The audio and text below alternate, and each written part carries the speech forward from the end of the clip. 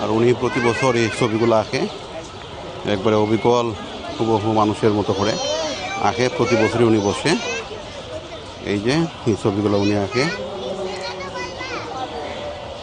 এবারে প্রতিদিন বসে।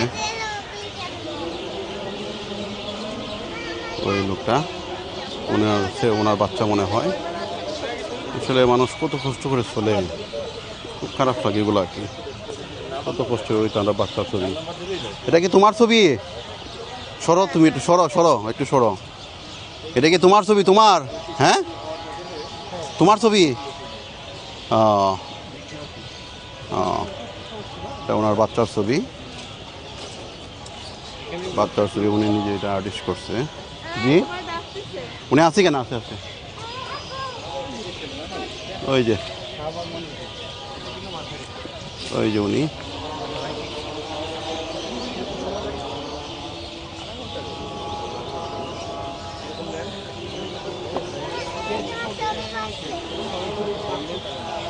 নিজের বাচ্চার, ওনার নিজের ছবিটা।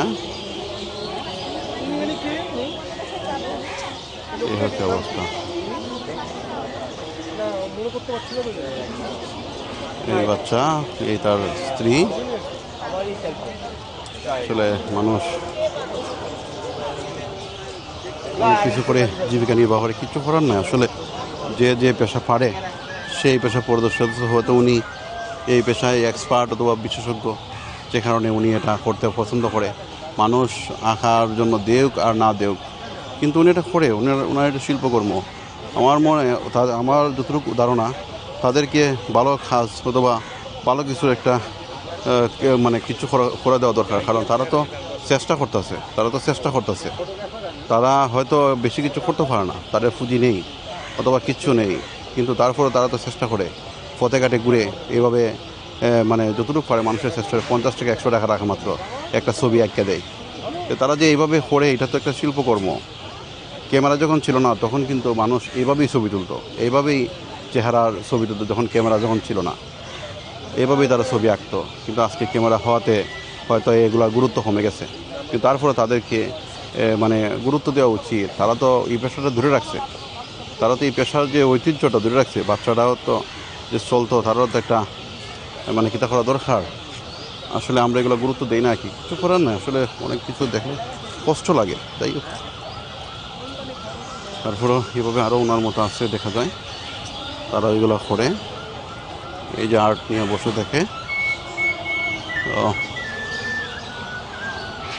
তারাও এগুলা কাজটা এগুলো পছন্দ করে। তারা প্রতি বছর এইভাবে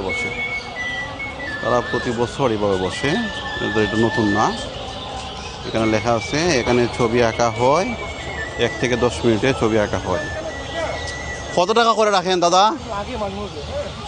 হ্যাঁ জি, 500 টাকা না? তো এইরকমই পড়বে, এটা ফ্যাক্টর না। তারপরও এগুলো কিন্তু আসলে কিন্তু অনেক ধৈর্যের কাজ, অনেক মানে কষ্ট আছে, তারা কিন্তু অনেক ধৈর্য ধরে কিন্তু এই ছবিগুলো আঁকে, ঠিক আছে।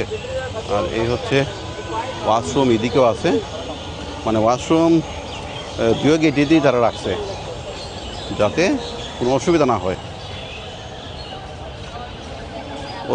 হয়, সব দিকে তারা রাখছে।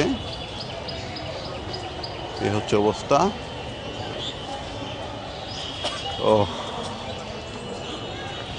এই হচ্ছে বর্তমান অবস্থা। আমি আপনাদেরকে যতটুকু পারে আমি তুলে ধরার চেষ্টা করছি। আর আমি এখন বেরিয়ে যাচ্ছি এই মুহূর্তে। আমি এখন প্রায় আমাদের জাতীয় কবি কাজী নজরুল ইসলামের কবরস্থানের পাশাপাশি চলে এসেছি। আর এখন বের হয়ে যাব, ভাবলাম প্রায় 1 ঘন্টার কাছাকাছি হয়ে গেছে। অনেক সময় ধরে আপনাদেরকে দেখানোর চেষ্টা করি, যতটুকু পারি আমি দেখানোর চেষ্টা করছি। এই হচ্ছে গেট, এদিকে হচ্ছে ঢোকার সিস্টেম, আর এদিকে হচ্ছে বের হওয়া।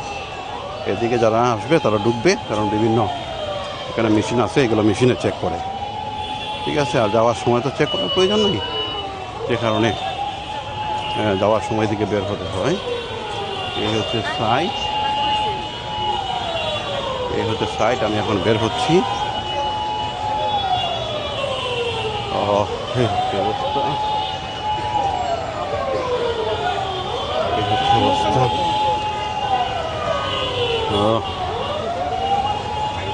বের হলাম,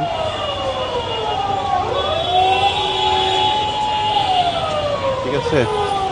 এই হচ্ছে শাওয়ার, এই যে সরি, এটা হচ্ছে টিএসসির মোড়।